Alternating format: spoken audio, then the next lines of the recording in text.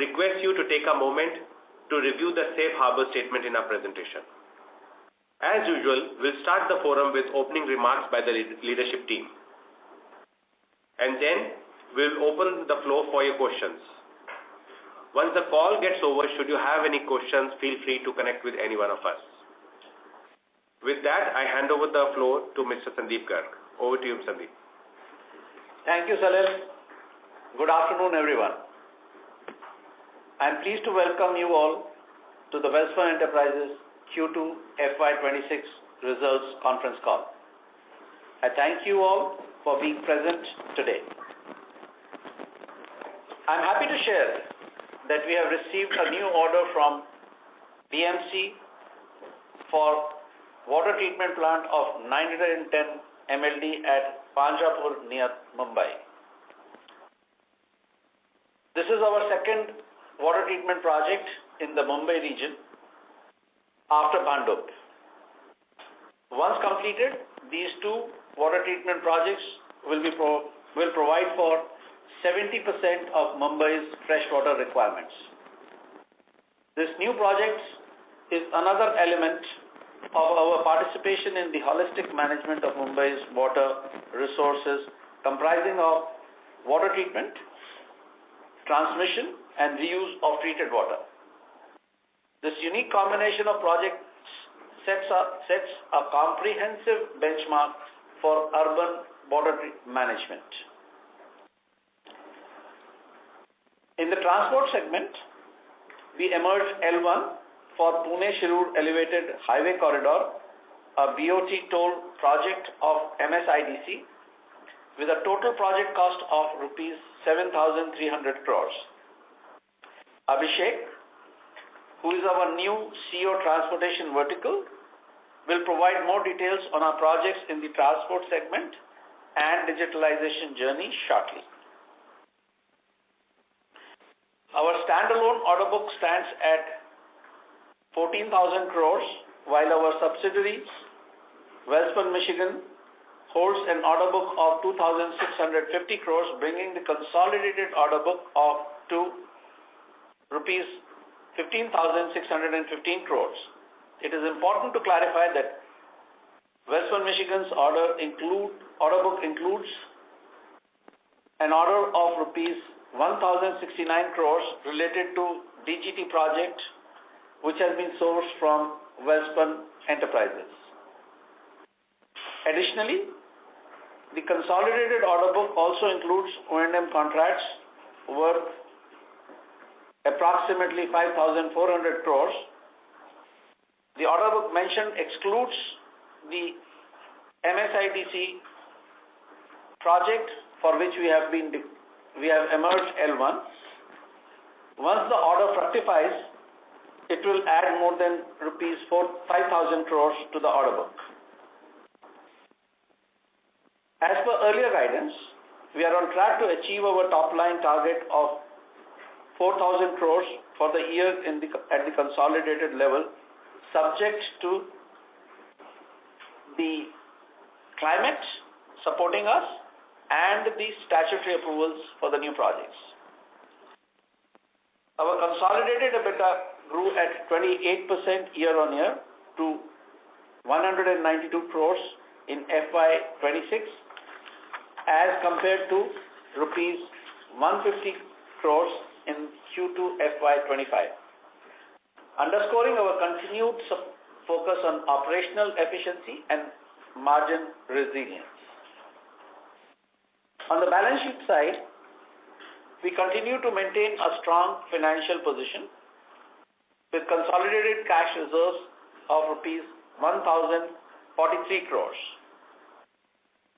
This provides us with significant flexibility to pursue growth opportunities while maintaining financial discipline. Lalit, our CFO, will walk you through the financials in greater detail. Our subsidiary, Welspun Michigan Enterprise Limited, building on a healthy performance of the previous quarter, reported revenues of rupees 169 crore this quarter, up 60% year-on-year. Soren, our Managing Director of WMEL and Head Integrated Water Vertical, will provide further insights on WMEL and updates on our water vertical shortly. On oil and gas, we have three major blocks called MB or Mumbai block, B9 and C37, for which we are in discussions on evacuation of gas with ONGC and DGH. Once the plans are finalized and we have clarity, we will come back to you with our future course of action. On the awards, I am happy to share that our commitment to excellence continues to be recognized. Welspun Enterprises was awarded the Wealth Creator Award at Construction World Global Awards 2025. This accolade reaffirms our commitment to excellence across project management, innovation, and technology. On the guidance, I would want to talk about the industry. On the industry front, we are anticipating a strong traction in BOT toll and HAM projects in transportation at both NHAI and state level, as well as in the water segment across river interlinking, water treatment plant, and desalination. Expanding opportunities in the tunneling segment for both transport and water are also on the horizon. We are actively evaluating these opportunities and will bid for these projects which fulfill our return criteria. On NHAI, I am happy to share that NHAI is revisiting its evaluation criteria for PPP projects. As per the revised guidelines issued for HAM projects, they are considering available net worth, which is the net worth of the company minus its commitments, as new qualification criteria. Along with this, we are expecting that larger projects will be announced on PPP basis, which will require a strong balance sheet. To capitalize on these upcoming opportunities, we are in the process of raising rupees 1,000 crores through a preferential issue of warrants by way of private placement with participation from the promoter group. This demonstrates the confidence we have in the business going forward. To capitalize these opportunities, we are also strengthening the organization and focusing on digitization. Appointment of Abhishek as CEO Transportation and addition of Hardik as President Finance for WEL are steps in that direction. In coming times, you shall see similar augmentation to the verticals across organization. To conclude, I would re-emphasize our strong foundation for sustainable value creation by concentrating on profitable segments, maintaining rigorous operational discipline, and leveraging the momentum of a healthy order pipeline. We are confident in our continued ability to generate sustainable growth and enhance value for all stakeholders. Thank you once again for your time and support. I will now hand over to Soren for his remarks. Thank you, Sandeep, and good afternoon, everyone. Let me share an update on our water business, a segment where we are bringing together scale, technology, and purpose to create meaningful impact. The recently awarded 910 MLD water treatment plant at Panjarpur in Maharashtra will be executed over the next 4 years, followed by 15 years of operations and maintenance. The EPC value of the contract is 1,685 crores, excluding GST, while the O&M component is valued at 980 crores. All our major water projects include an O&M component ensuring long-term engagement and steady recovering revenue visibility. Our current water order book stands at around 11,000 crores, of which approximately 5,400 crore pertains to operations and maintenance, providing a strong visibility of sustained cash flows over the coming years. To reiterate what Sandeep mentioned, once all our ongoing projects are completed, Welspun Enterprises will be managing nearly 70% of Mumbai's freshwater supply and around 15% of its wastewater treatment needs. A scale that truly reflects both our execution strength and our commitment to sustainable future-ready water infrastructure. At Welspun, we have some unique record-setting water projects which have catered their USP to urban available space issues and constraints, and we are proud to have provided successful solutions. Let me talk briefly on some of the ongoing projects that cater to this. The 418 MLD wastewater treatment facility at Dharavi is on track for execution. Work is in progress and in line with the latest schedule. Major civil structures such as the SBR, blower building, administration building are nearing completion, and other structures such as the IPS, SBR feed pumping station, etc. are under progress. Mechanical equipment erection such as decanters, air blowers for the SBR and blower building has commenced. This project is on track and expected to be commissioned by July 2027. Once completed, this will be Asia's first multi-story sewage treatment plant. The 2000 MLD WTP at Bhandup, being one of the world's largest water treatment plants under construction, has a 30 to 50% lesser footprint compared to conventional water treatment plants. With the extended monsoon over and the necessary permissions and civil contractor in place, execution has picked up significantly and excavation is proceeding and progressing well within the schedule. The project is progressing towards achieving the completion target of April 2029. Once commissioned, this plant will play a vital role in strengthening Mumbai's drinking water supply and ensuring a cleaner and safer water supply for millions of households.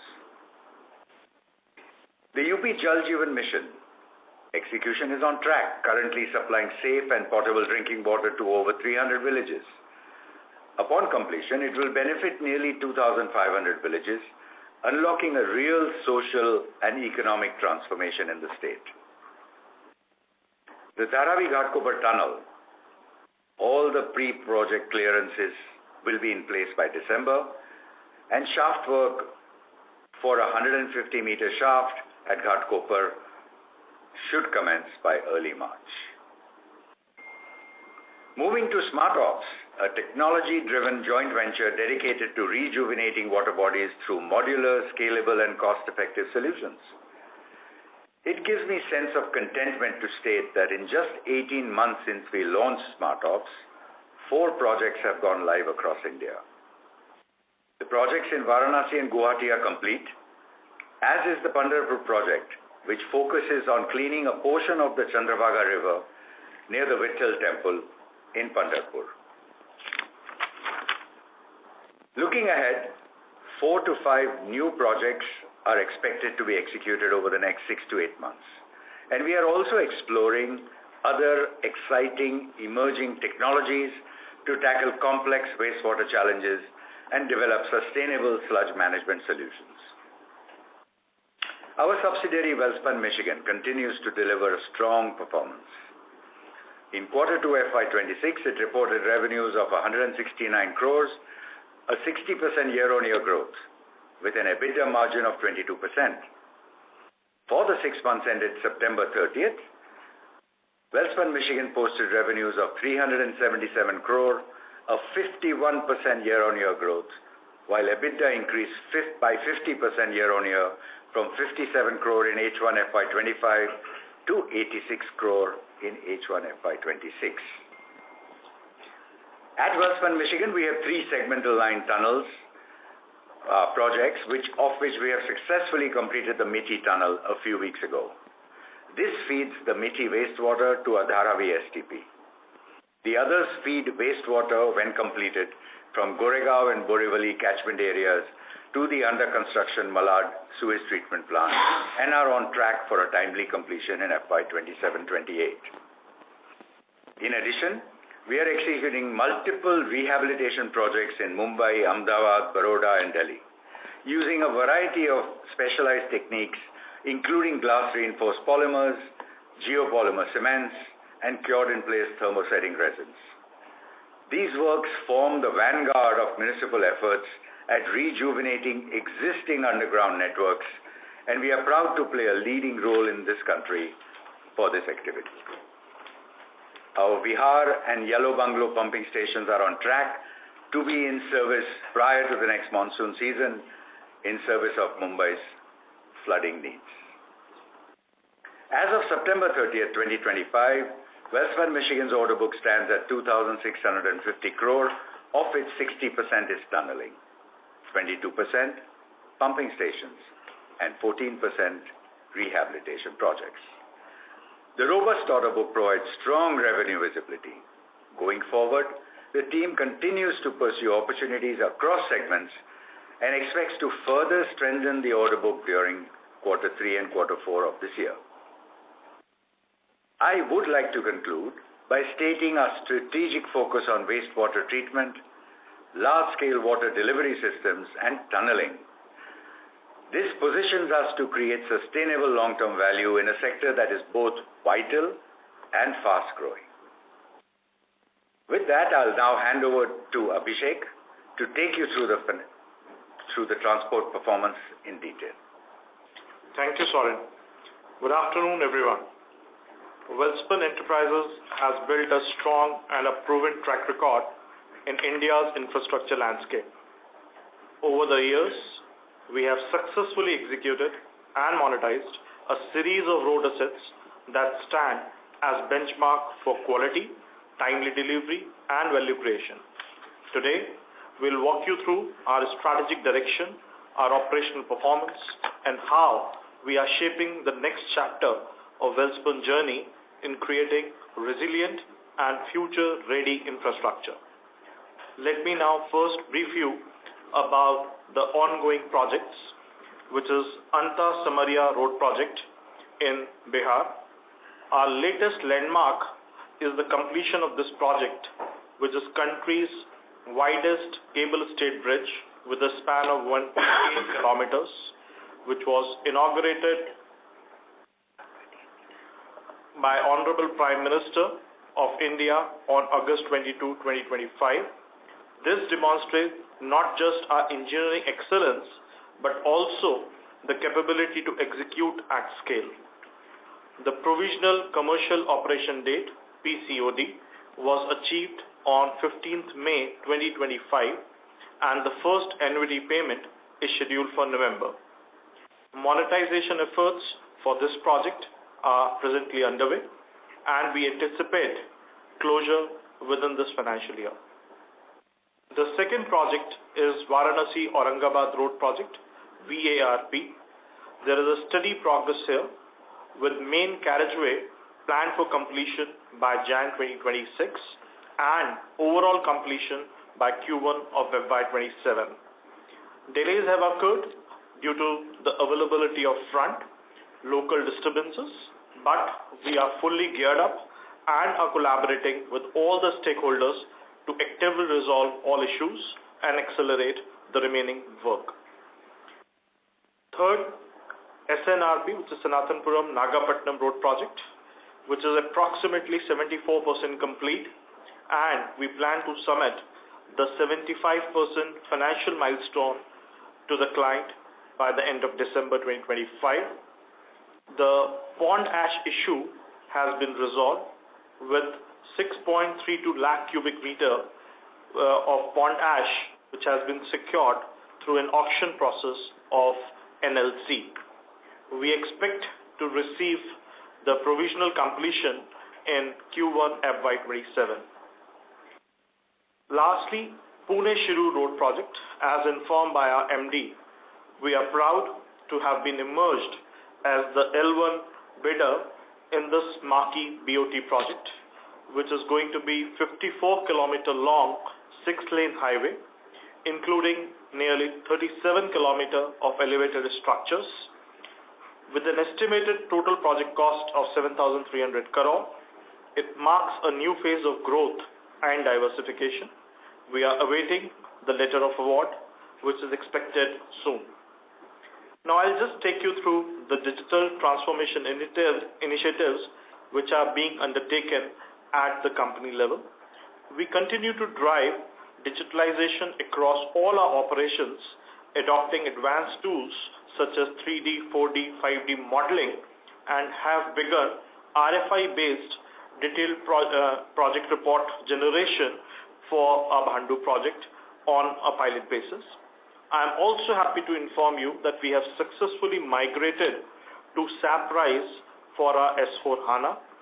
The digitization of our project management dashboard has led to process optimization and real-time data analytics. We are also redefining our supply chain processes and integrating e-governance, which will further enhance operational efficiency and control. Lastly, I would touch upon the major awards and recognitions which we have secured in the recent past. Welspun Enterprises has been honored as the most admired company in the transportation vertical at the ET Now InfraFocus Awards 2025. We have also received the Excellence in Bridge Engineering for our Anta Samaria Road project at the Rahista Awards 2025. Our safety team has been recognized with the Excellence in Safety Training and Education Award for Anta Samaria Road project at OSH India 2025. Now, I will hand it over to Lalit, Chief Financial Officer of our company, to take you all through the Q2 FY26 financial results.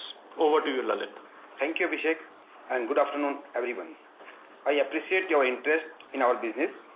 Let me present our Q2 FY26 financial result and provide insight into the performance of each segment. Q2 FY26 state financial performance. We have delivered 803 crores of total income for Q2 FY26 and consolidated income for H1 FY26 stand at rupees 1674 crores, which is on track to reach our FY26 revenue target of rupees 4,000 crore with back-ended top-line distribution as specified earlier by our MD. Our consolidated EBITDA for Q2 FY26 is rupees 192 crore against rupees 155 crore in Q2 FY25, marking a healthy 28% growth year-on-year. We have demonstrated strong operation efficiency by an improved EBITDA margin of approximately 24% compared to 18% in Q2 FY25 and year-on-year expansion of 600 basis points. Our consolidated PBT before exceptional item for the quarter has grown by 24% to rupees 126 crore against rupees 102 crore for Q2 FY25. Further, our consolidated PAT for the quarter stand at rupees 99 crore and year-on-year increase of 52% as against rupees 60 crores in Q2 FY25. PAT margin for the quarter stand at 12.3% as improvement of 500 basis point year-on-year. The H1 FY26 consolidated PAT stand at rupees 200 crore against 169 crore in H1 FY25, an increase of 18% over H1 FY25, indicating a strong and robust profitability. Q2 FY26 standalone financial performance. Standalone revenue from operation for Q2 FY26 was 593 crores, taking the H1 FY26 revenue to rupees 1197 crore. EBITDA for the quarter is up by 18% year-on-year at rupees 116 crore as against rupees 99 crore in Q2 FY25. While margin improved 450 basis point, PBT for the quarter grew at 9% year-on-year to rupees 95 crore against 87 crore in Q2 FY25. PBT for H1 FY26 stand at rupees 212 crore against 206 crore for H1 FY25. Now come to balance sheet position. Our financial position remains strong and resilient. On consolidated basis, net worth is 2870 crore with a net debt of rupees 688 crore. On standalone basis, net worth stand at rupees 2810 crores and cash and cash equivalent of rupees 986 crore. We are in process to raise 1,000 crore through preferential issue of warrants by way of private placement, including to the promoter group. Now come to segmental performance for considered results. H1 FY26 segment-wise revenue distributions: transport 674 crore, 41% share; water 522 crores, 32% share; tunneling and rehabilitation 433 crores, 27% share. The tunneling and rehabilitation segment registered very robust growth of 75% year-on-year for H1 FY26. The water segment revenues remain stable. The transport segment declined by 30%, impacted by the completion of two major projects, Mukarba Chowk to Panipat MCP project, Anta Simaria and Varanasi Aurangabad project, which are near to completion. Segment margin: we also witnessed margin improvement across all segments. The segmental PBIT margin for H1 FY26 stood as follows: transport 26%, water 28%, tunneling and rehabilitation 21%. The margin improvement this quarter is on account of our diversified project portfolio, continued emphasis on cost control and execution excellence. Overall, our results demonstrate resilience and strengthening profitability with a solid balance sheet, streamlined operations and robust pipeline of opportunities. We are well positioned for sustained growth and long-term value creation. Thank you very much. Now I hand over to Mr. Sandeep Garg. Thank you. We can go for question and answer session. Thank you very much. We will now begin the question and answer session. Anyone who wishes to ask a question may press star and 1 on the touchtone telephone. If you wish to remove yourself from the question queue, you may press star and 2. Participants are requested to use handsets while asking a question. Ladies and gentlemen, we will wait for a moment while the question queue assembles. The first question is from the line of Sarvesh Gupta from Maximal Capital. Please go ahead. Good afternoon, sir. Am I audible? Yes. Yeah, you are, Sarvesh. Yeah. Good morning. Good afternoon. Good morning. Good afternoon, sir. So, sir, I had two questions. So, what we are seeing is a tremendous margin expansion across all verticals, and this is much higher than what we used to previously report. So, wanted to understand, what are the sustainable margins that are possible against what are being reported right now. So, the question is about margins. Yes, there is an increase across all segments because of operational excellence. There is some increase in the margin because Anta Simaria project has completed and it's operational and contributing to the EBITDA margins.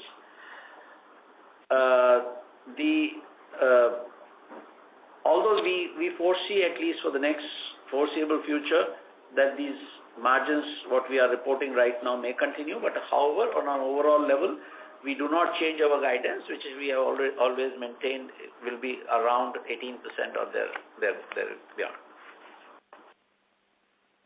Okay. And sir, on the road projects now, we have gotten a very large project. So, wanted to understand from when it will start contributing to our revenues, and how much can be booked in FY26 and FY27 from these two large projects that we have received. So, talking about the large project in transportation, it's a BOT project and it is still not awarded to us. We are hoping that it will get awarded shortly to us. As you may well know that in a BOT project, the first 6 months are supposed to be for financial closures and closures of other requirements. So we do not foresee much of a turnover in this 6 months, other than the expenses and other things incurred on the shifting of the utilities and enabling costs and design and engineering costs in this project. So it shall contribute a bit towards the bottom line, towards the top line in the FY26, but we do not see that to be substantial. FY27 is when we see the project becoming fully operational, contributing to the top line as well as to the bottom line. Coming to the Panchrapur project, it is a design and build project. It will, the first few months or quarters will go in its design and its approval. I expect it to start contributing substantially to the revenue in FY27. However, we would expect minor contribution within the Q3 and Q4 from that project as well. And so, given that we have already, with these L1, we have already covered what we had guided for the order inflows for the full year. So if you can shed some more light on an updated guidance for order inflows for this financial year, and also throw some color on what is happening on the road project. While we have gotten one large project, but at the industry level, we haven't seen much of orders coming in against the expectation of many orders coming from NHAI, etc. So if you can throw some color on the industry ordering on road as well, and also our order inflows for the remainder of the year. Thank you for reminding that our guidance of the order book of the financial year is almost, we are already there in the first H1, which is a good sign. We will continue to pursue orders in the remaining period of the year. Now, depending upon how the governments move, we would expect more orders to come in. However, I would want to refrain from giving any guidance at this point in time of the order book that we will build in the next 5 months. I also would want to say that yes, there is a bit of a slowdown at NHAI currently, but their targets within the FY26 awards remain strong, and I expect as soon as the models of BOT are agreed of the revisions that the government is making as well as the HAM, I expect that it will open lot many projects will get awarded at the center.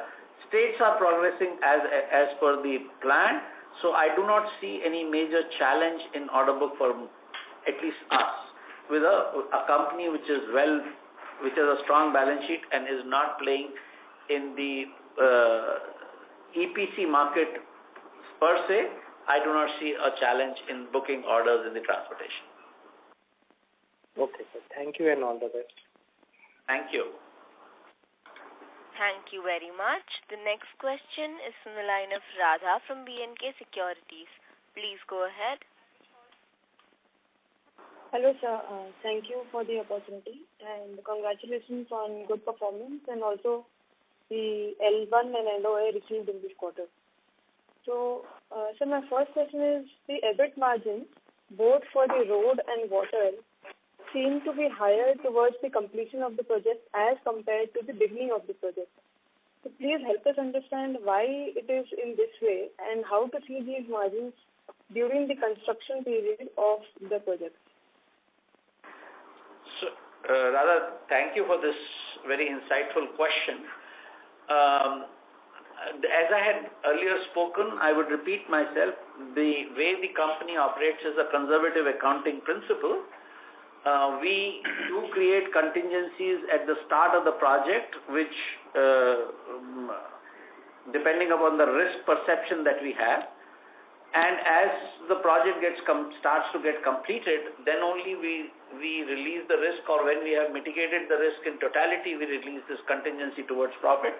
So in most of our projects, you would find that at the end of the project, the margins improved a lot or a bit, depending upon how contingencies get consumed. Also, as a prudent policy, we book all the costs that we have incurred on the claims or change of scope, but do not account for them until unless we receive the order or a claim, which also at sometimes depresses our reported profits. However, we stay within the prudent guidelines of accounting. Understood, sir. So, on the roads, this quarter the margins have gone up because of primarily because of demobilization of the Anta-Simaria project. So, is it fair to assume that when the Pune-Shirur project commences, so initially the overall margins for the road segment will be lower because of the points that you just mentioned, and then it will increase gradually? And should we consider 17-18% EBIT margin for roads as a sustainable margin? Yeah. So when we announce our margins, we do not account for the contingencies. So yes, initial phases, any road project would see similar margins in our case. And if we are able to save on the contingencies, or we do have certain change of scopes of claims, this shall help us in reporting better margins towards the end of the project. Okay, sir. And sir, in WMEL, what is the utilization level currently, and how does the margins differ between tunneling, pumping stations, and rehab?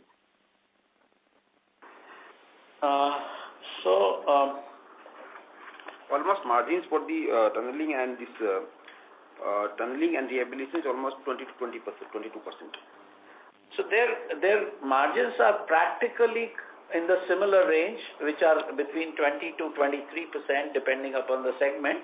So there is no substantial difference between any particular vertical. But going forward, we do anticipate that their margins in the tunneling will improve because the scales of tunneling are changing as we go forward. So what is the utilization level currently? What utilization? What utilization are we talking about? Utilization of machine? Utilization of machine, we are almost close to 100% because all our investments are majority in the tunnel boring machines, which are occupied fully on the project. So sir, you mentioned that margins will improve because of the scale. So if we are at 100% utilization, sir, I am unable to calculate, sir. Please help me here. So the way to see it is that as you have larger projects, your mobilization, demobilization, your overheads, your costs of management bandwidth, your substantive costs get apportioned on a larger revenue, and your TBM, which is a large cost element, is also apportioned over a larger revenue. So and reuse takes place of the machines which are coming off the projects which are currently occupying them, and a reuse creates a lot of value. So we do believe that as we move into larger and repeatable orders, the margins on the projects will improve substantially. So also, we will be adding a machine for the new project, Dharavi Ghatkopar. So, we appreciate your comment and insight about 100% utilization, but for specialized projects which require special diameters, etc., we always add capacity. So, for the upcoming Dharavi Ghatkopar tunnel, we are actually adding a machine.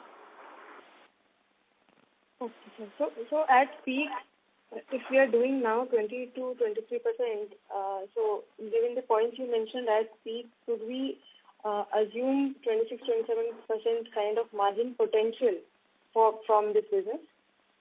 Yes, there is a higher potential in the margin for sure. Putting a number at this point in time would be not appropriate for us. So there is a potential improvement margin as it unlocks, as the orders become repeatable and larger. We shall surely share the development as it evolves. Okay, sir. Sir, on the receivables front, if we exclude the receivables under concession agreement, your total current and non-current receivables is at 220 crores. So is this entirely from the UPJJM project? And also for this project, I believe about 500 crores is unexecuted. So do you expect to complete this by year end, and hence when it is completed, it will get added to the receivables? So the assumption in your question is that there will be no payments coming from UPJJM, which is not the assumption that the management has. We do believe that this issue should resolve going forward in few months. Now, coming to your question, what are the receivables from UPJJM? It is true that the receivables stand between 200 and 220 crores. Exact numbers, I'm not right now able to give to you. However, we do believe that there is an assurance at the highest level, including at the Chief Minister level, that to support these projects going forward. So we expect the payments to come. And yes, there is still a substantial work balance, which we do not expect to complete within this financial year, but we expect to complete in the next financial year. Understood. Thanks and all the best to you. Thank you. Thank you very much. Ladies and gentlemen, in order to ensure that the management is able to address questions from all participants, I kindly request everyone to limit your questions to 2 per participant. The next question is from the line of Riddesh Gandhi from Discover Capital. Please go ahead. Hi, just a quick question. So given we still have like almost 1,000 crores of cash on books, and like, given ultimately we're looking to potentially also actually monetize the oil and gas, which should again lead to a reasonable amount of like cash. Just wanted to understand the rationale of raising capital right now, especially given the strong growth prospects which still aren't reflected into the stock price right now. Thank you for this question. I think the reason of raising the capital is, as I briefly touched upon in my opening remarks, the evaluation criteria for the PPP projects is evolving at the central level. They have now started evaluating, at least for the HAM projects, a concept called adjusted net worth. Adjusted net worth is nothing but net worth of the company minus a percentage of its balance commitment towards the future projects. So if you have certain projects awarded, a percentage of it is taken off from your net worth to compute with what kind of projects you can bid for or target to win. Now, given that situation and that we are already L1 or emerge L1 in a large project, which will need substantive equity commitment, our net worth at this point in time is about 2,000 or should be at around 3,000 crores in the Concall level. That will subsume our my team corrects me that we are currently at 2,800 crore net worth. That will subsume most of our net worth available for bidding for future projects, which are very value accretive. So it is a timely step in raising the finance when we can call for it in next 18 months to strengthen the balance sheet as the opportunities unfold.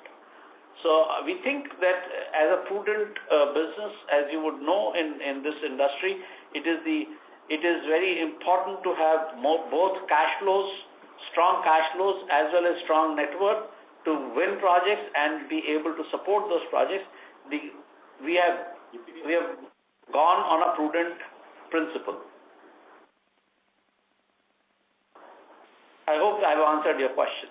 Yes, thank you, sir. That's helpful. And, is there any further update on your oil and gas blocks which you can share with regards to, any approvals or the development that's happening there? So I can only say that there is a very active engagement taking place between us, ONGC, and the government to try and resolve the take-off point and the cost of transportation and processing, which means that we expect this to resolve in next 45 days or so.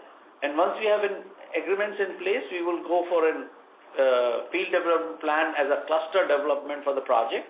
And based on the ullage that the ONGC is able to commit to us and the phase it is able to commit to us for transportation and processing, we will have a clarity as to how do we create value out of this non-core asset. As I say, this is the only non-core asset that we have right now, and how do we divest while we create value for the stakeholders. So that's balancing which we will do. I would also want to be very clear here with my investors that any money or anything that we will commit to any of these projects will be on a prudent capital allocation if we need to monetize. Understood, sir. Thank you. That's all from me. Thank you. Thank you.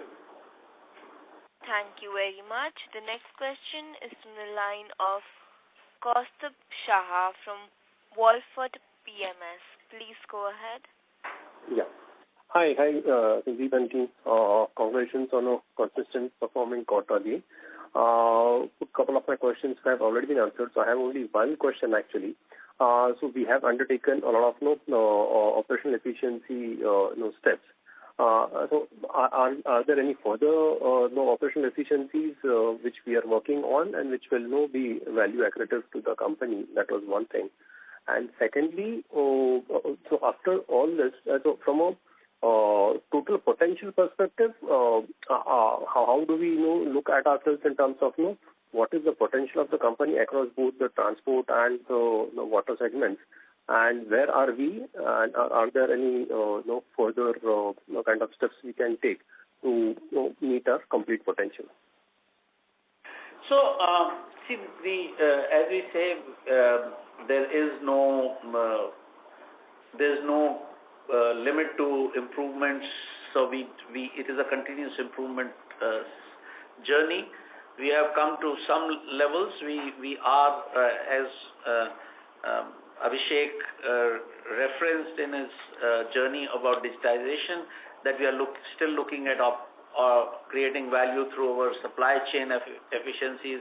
We are looking at creating value towards better decision making and real-time decision making, which can avoid a lot of infructuous expense or delays in the project, so which all ultimately reflect in the bottom line.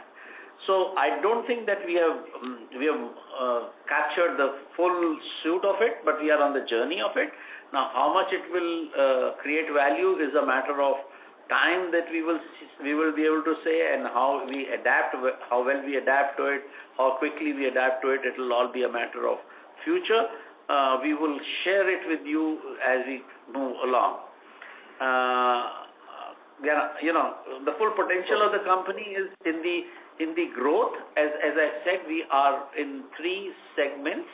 The transport, as you know, is growing at a very fast pace, or is at least slated to grow at a very fast pace, especially in the area that we operate, which is the PPP projects. Tunneling, as I said, is one of the fastest growing industry at this point in time, and we forecast that in next 10 years we will do what we have not done in last 75 years. And water, which is a basic necessity and a focus area for us, where we want to be positioning ourselves as a technology-led solution provider rather than just a solution provider on a bid basis. So with these differentiation that we are trying to create, we believe that we still have a lot of room for improvement of margins going forward. Okay, great, thanks. And lastly, now we have 2 independent CEOs for 2 different segments. So in the future, are we thinking of kind of hiving off one of them as a separate entity, or will continue within the same company as these two segments only?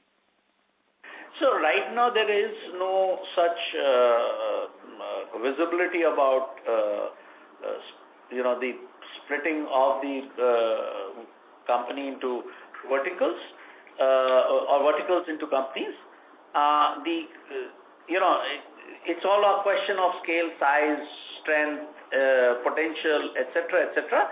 However, we are always open to any consideration which creates value for the stakeholders, depending upon the size, scale, and how things evolve. At an appropriate time, with the due advice of everybody, we will consider what's best for the company and the stakeholders. Great, perfect. Thanks. That's it from my side. Thank you so much, and all the best. Thank you. Thank you very much. Ladies and gentlemen, in order to ensure that the management is able to address all questions from participants, I kindly request everyone to limit your questions to one per participant. The next question is from the line of Dhawal from 47 Alpha. Please go ahead. Hello, good afternoon, sir. So I have two questions. First is, with the growth focus on water treatment projects and infrastructure development in India, how do Welspun Enterprise position itself to capitalize on upcoming government policies and funding opportunities? So the way we are positioning, as I said, are three ways that we offer differentiated offerings in water due to technological associations, strong project management control, and digitization. So we create opportunities. As Soren in his address said, we have created projects which are unique, multi-storied SBRs, which is unique in India. We are using the smallest footprint, which is land is a challenge in urban cities. So I do believe that there is we are creating uniqueness in our offering, both what technology as well as from the offerings of efficiency through digitization, etc. So I believe we are uniquely positioned, and we are also banking on technologies, new technologies like smart ops, etc., which will create a differentiated offering going forward. So I hope I have answered your question. Transport, as you know, we only go into PPP projects and complex and marquee projects, which already set us apart from most of the places. Okay, and one last question: is there any plan to expand in new geographies? To diversify the project portfolio to mitigate the sector-specific risk? See, we do not see any risk. We have already diversified into three segments, and I believe that the three segments are a very stable solution. However, we are always looking for opportunities. If we see a lot of opportunities right now in India, if we perceive in going forward any challenges of growth or anything, then we will look at geographical diversification. I would only want to say geographical diversification beyond the borders comes along with the risks associated with the country risk, etc., etc. So we are mindful. We need to strengthen the organization and our abilities before we diversify into those segments. Okay. That's it from my side. Congratulations for the great results. Thank you.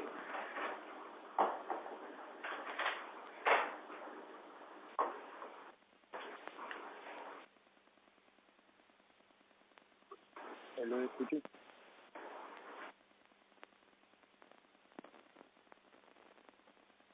Yeah, Parth, can you go ahead?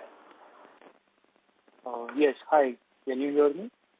Yeah, I can. Am I audible, sir? Yeah, hi. Yes. So thank you for the opportunity. I just wanted to ask, when can we expect the LOA for Pune-Shirur project? And on a full year basis for FY27, how much revenue are we targeting from the same? So, interesting question. I think you would appreciate that we are sweating for it. Putting a timeline on a governmental process is very difficult. However, I expect this to happen over the next few weeks at least, and definitely in this quarter. So that's our anticipation. Next question is FY27, how much we will be able to book. It will all depend upon two things. Number one, when do we get the award, and when do we get the financial closure done? Because if it gets done in 6 months, then we'll be starting the project in the monsoon. If we are able to get it done, all the CPs, the government is able to meet their CPs as well as we are able to do the financial closure earlier, we may start before the onset of the monsoon and we may be able to book more revenue. So we will come back to you as soon as this whole jigsaw puzzle solves. And also, are we planning any acquisitions across our vertical? Acquisition. See, as I always said, that we create a high level of liquidity because we always are open to value accretive acquisitions of projects or companies. Any similar opportunity, if it comes through, we will be very happy if it is value accretive and adds a long-term sustainable value to our stakeholders. At this point in time, are we looking at something? The answer is not that I can share with you. Oh, thank you, sir. Those were my questions. Thank you. Thank you very much. The next question is from the line of Avantika Jawahar, an individual investor. Please go ahead. Yeah, my question has been answered. Thank you so much. Thank you, Avantika. Thank you, Avantika. Thank you very much. The next question is from the line of Radha from BNK Securities. Please go ahead. Hi, sir. Thank you again. Sir, Anta-Simaria PCOD is received in May 25. So how long does it usually take since the time of receiving PCOD to the time of actual sale and receipt of cash from the sale of road asset? So the law is, or the rule is, COD plus 6 months you have to hold more than 51%.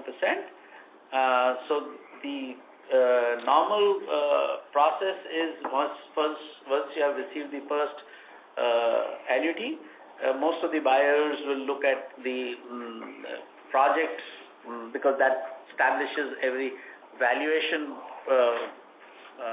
metrics for the HAM project.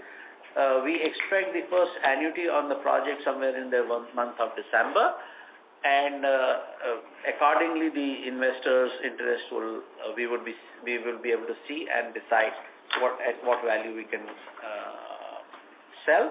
If it is value accretive and we believe it's the right value, we may be able to conclude the deal in either Q4 or of FY26 or in Q1 of FY27, depending upon how things evolve. Okay, sir. And so secondly, in opening remarks, while talking about smart ops, you also, Mr. Patel spoke about exploring new technologies for dealing with water challenges. So could you please elaborate what technologies are we talking about here? So it is early stages, but as Mr. Soren addressed in his address, we are looking very actively on sludge management as to how the sludge management can bring efficiency. So we are wanting to create value from the waste. So the concept is how can we create a better future while creating a good business proposition. So we are looking for another tie-up for this sludge management, sir? We would surely be looking for. We are surely looking at the opportunities beyond smart ops in technology. So I asked that, are you looking for tie-up with any organizations for bringing this technology? Yeah, we are looking at various opportunities. Now, whether it will be a tie-up or anything else, the question is it will evolve as we go forward. It is difficult difficult to say whether it's a tie-up, it's an acquisition, it is IP, it is collaboration, it is. So there are n number of ways to look at issues. Tie-up is one of them. I would not want to comment upon that. All we are saying is we are looking at new technologies to create value. Okay. So last question for the smart ops. I believe that Welspun Enterprise does not have exclusive tie-ups with the UK company, as they are also executing projects independently in India. So as per the agreements, can any other company also tie up with the UK-based company to get the technology and execute projects in India? And what is the... To the best of our knowledge, we have an exclusive tie-up for the complete India, pan-India, post the date of our agreement. Predated, I will not want to comment upon. And so this tie-up for how long? Can I request you to, because these are getting into specific questions on agreements, can I request you to connect with our team at Investor Relationship, and they will connect you to the person who's responsible for the smart ops to answer specific questions. Yes, sir. Yes, sir, sure. Thank you so much. Thank and you. All the very best to you. Thank you.